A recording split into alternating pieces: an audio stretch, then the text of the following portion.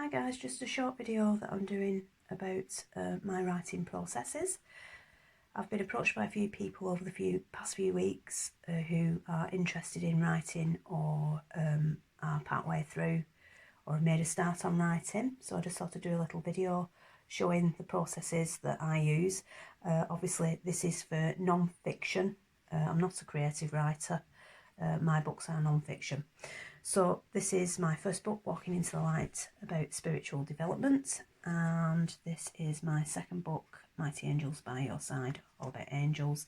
This came out in January this year, 2019. Both books are available on Amazon. I publish through a publishing company. Okay, so those are my books. So usually what I do is I mind map my book. So this is a mind map that I did last year for my Angels book, and I just jot everything down. I get big sheets of paper, mind map everything, write things down, etc. Everything that comes into my head basically. Okay, so that's how I usually do it, but this year has been a bit different because everything came to me in an afternoon and I just wrote it down on linear form. So this is my plan for my third book. I've got a special jotter that I will be using to write my book with.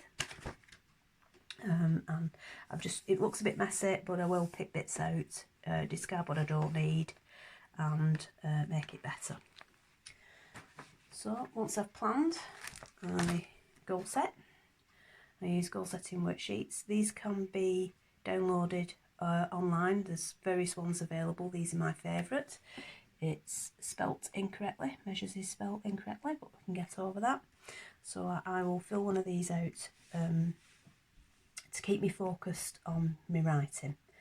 I usually write what actions I need to do. So it might be write 5,000 words, and then the timing will be per day. Other actions that I might need to do, like editing, etc.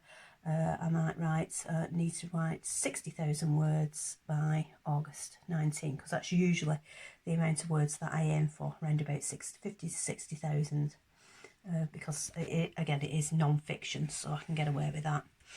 Okay, so once I've filled this in, I will put it up above my desk. This is an old one that I did at the beginning of this year. And I put it up above my desk so I can see it every day and I can stay focused and see if I'm on track. If needs be, I can rewrite my goals if I think that they need altering. Maybe I might have been a little bit too enthusiastic about how many words I was going to write, or maybe I'm not quite on target for some particular reason, so I might rewrite them and readjust them. So you can see I pin it up on the wall, surrounded by post-it notes. I'm a post-it note geek. I have post-it notes for everything. So I use arranged post-it notes.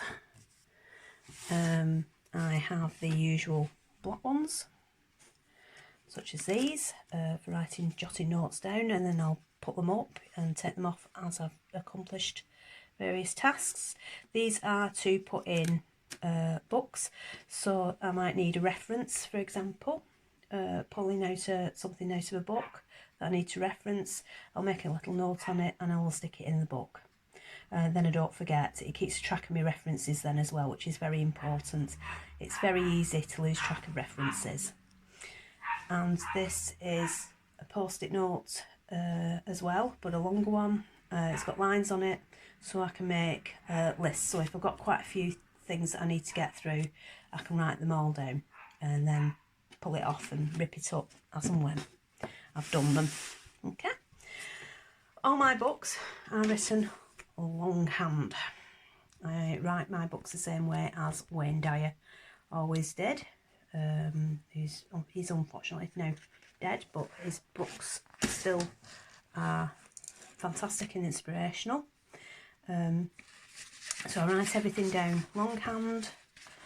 So this is my notebook that I have for my Angels book. I write everything down. Two reasons for this. First of all, because the the words flow better. So as I get ideas, they come to me, my writing flows, and I can write it down. But also because some days you can't write, and those days I get my book and I type up my notes. You can't write every single day sometimes. You might have a bit of a writer's block there, so it just keeps me active and doing stuff. So that's that. I write with a gel pen. I have a stock of these gel pens because they flow, they're good writers, easy to handle. I don't like scratchy pens, so I make sure I have a stock of these available. I go through quite a few during the course of the summer, especially when I'm writing longhand. Okay, so that's that.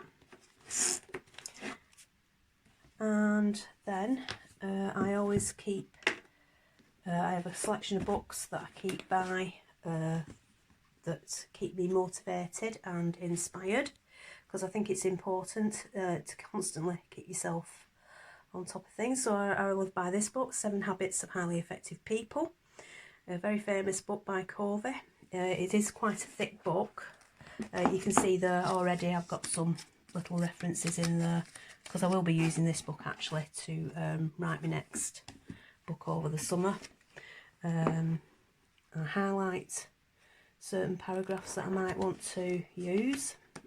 Even though this book is quite thick, it's got little things in, so you can pick out bits that you need.